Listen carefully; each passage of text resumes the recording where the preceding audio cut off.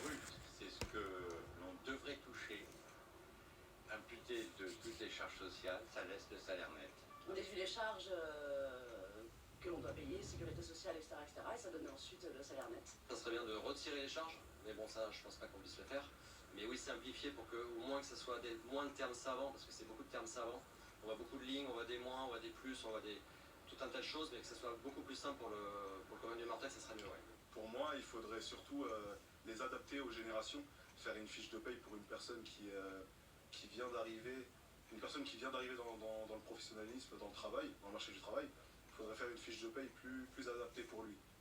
Alors ça, c'est aussi une autre idée d'adapter en fonction des générations. Mais le fait est qu'il y a quand même beaucoup de questionnements de la part des Français, à juste titre, de cette différence entre le salaire brut et le salaire net. On a regardé un peu les chiffres, l'évolution ces dernières années. Vous avez peut-être l'impression que les lignes se sont ajoutées sur votre fiche de paie. C'est pas qu'une impression. 1970, le salaire net représentait 69% du brut. En 90, il passe à 60%. Et en 2024, il passe à 54%. Alors je fais une précision quand même, je parle du super brut, en fait ça veut dire le salaire brut augmenté des charges patronales. Mais n'empêche, l'évolution elle est là, elle est édifiante. Bertrand Martineau, pourquoi la part du salaire net a-t-elle autant diminué ces 50 dernières années? C'est très simple, c'est tout simplement parce qu'en face de ces cotisations qui sont effectivement les plus élevées de l'OCDE, du monde quasiment, vous avez en face la protection sociale la plus généreuse du monde. Depuis les années 70, vous avez eu la généralisation de l'assurance maladie, vous avez eu la retraite à 60 ans, vous avez eu l'assurance chômage qui est devenue plus généreuse. Enfin, tout ça s'explique parfaitement. On a les taux de reste à charge d'assurance maladie parmi les plus faibles d'Europe. Je prends un exemple de l'Allemagne. En Allemagne, effectivement, les cotisations retraite ne sont que de 19%, elles sont de 28% chez nous. Mais il n'y a pas de miracle. Les pensions allemandes sont beaucoup plus faibles et les gens partent plus tard à la retraite. Donc voilà quelques exemples qui expliquent pourquoi tout naturellement les salaires nets sont plus bas. Mais en face, vous avez des droits sociaux beaucoup plus élevés. Je crois qu'il faudrait appeler, ce sont des salaires différés en fait, pour la plupart, sauf pour les cotisations de vieillesse, puisque on ne paie pas sa propre retraite, mais la retraite de ses ascendants. Mais il faut expliquer aux Français, vous pouvez bien sûr avoir un salaire net plus élevé, mais vous serez moins remboursé de vos dépenses maladie. Quand vous serez au chômage, vous serez indemnisé moins bien et moins longtemps. Voilà. Est-ce que les gens ont peut-être du mal aussi à comprendre, c'est de se dire, ok, la différence entre le salaire net et le salaire brut est de plus en plus importante, c'est de plus en plus de lignes sur notre fiche de paie, mais en même temps, on n'a pas l'impression derrière que les services publics soient au rendez-vous. Non, même les sondages montrent plutôt qu'il y a une impression de détérioration. En fait, tout ça s'explique parce que la France a fait le choix, après la Deuxième Guerre mondiale, d'un financement de la protection sociale sur les actifs, ce qui reposait à l'époque sur une démographie particulière. À l'époque, vous savez, il y avait grosso modo, les familles avaient 3 enfants, et c'était un choix assez cohérent. Ça correspondait tout à fait à la démographie de ce moment-là, mais aujourd'hui, on en est à 1,6 enfants par femme, et la tendance est plutôt à une baisse de la natalité, et donc ça ne marche plus dans notre cas actuel. En fait, vous avez 2 grands modèles du financement de la protection sociale, modèle anglais, le financement par l'impôt, modèle de solidarité, et le modèle allemand, du modèle bismarckien, c'est le nom savant, le système d'assurance par les cotisations. Et c'était franchement assez cohérent pour la France, en 1945, de prendre ce choix-là, sauf qu'évidemment, comme la démographie s'est peu à peu détériorée, je vais vous donner un exemple. Aujourd'hui, chaque jour, vous avez 2000 personnes qui ont plus de 60 ans pour 1800 naissances. Mais bien ça marche pas. Donc on a rajouté peu à peu d'impôts. Aujourd'hui il y a un micmac incroyable, ça coûte toujours plus cher et le financement est incompréhensible. Ça, les gens avaient raison de s'exprimer comme ça. Mais ça coûte toujours plus cher, ça repose sur moins en moins de monde. Aux actifs, et c'est ce que dit notamment Patrick Martin, le patron du MEDEF, qui dit le problème c'est qu'on fait reposer le financement de notre modèle social sur les actifs. Et c'est une critique qu'on entend beaucoup de la part des salariés aussi, qui ont le sentiment qu'ils n'arrivent pas à vivre de leur travail. C'est ce que dit l'UDP, que le travail ne permet pas d'améliorer son niveau de vie. Est-ce que c'est le cas ? Oui, c'est une question qui de toute façon sera au centre du prochain rendez-vous de la présidentielle, entre autres, et des échéances qui sont devant nous, parce que effectivement ça a été bien expliqué par Anne et par Roselyne. On a un système qui aujourd'hui n'est plus finançable avec les seules cotisations, et puis le niveau démographique français ne le permet plus. On voit aussi apparaître la même question pour le financement des retraites. On voit bien la question de la retraite par capitalisation apparaît dans le débat. C'était quelque chose qui était totalement impossible, et même aujourd'hui il apparaît dans le discours discours de certains syndicats.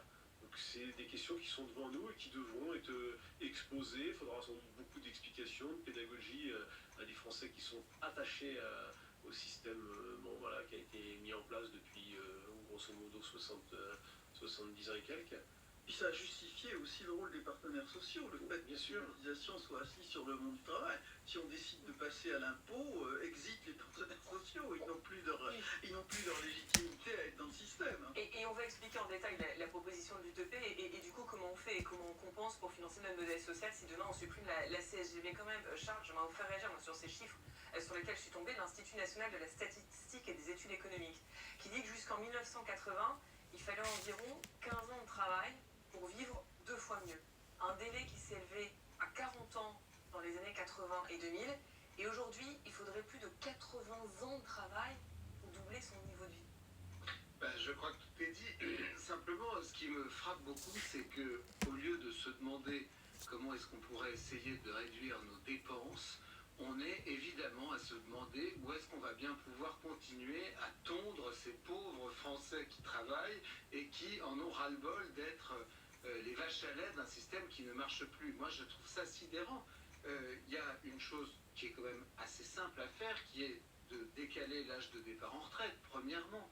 Je veux dire, tous ces jeunes retraités en pleine forme, ils nous coûtent beaucoup trop cher. Il faut dire les choses comme elles sont. Partir à la retraite à 60, 62... Tous ces jeunes retraités sont tous en pleine forme. On en voit beaucoup. Oui, mais on en voit beaucoup. Il y en a beaucoup aussi qui ont été abîmés par le travail. Oui, mais ceux-là, on peut non, mais d'accord, oui, pardon, Perrine, moi je suis contre ce.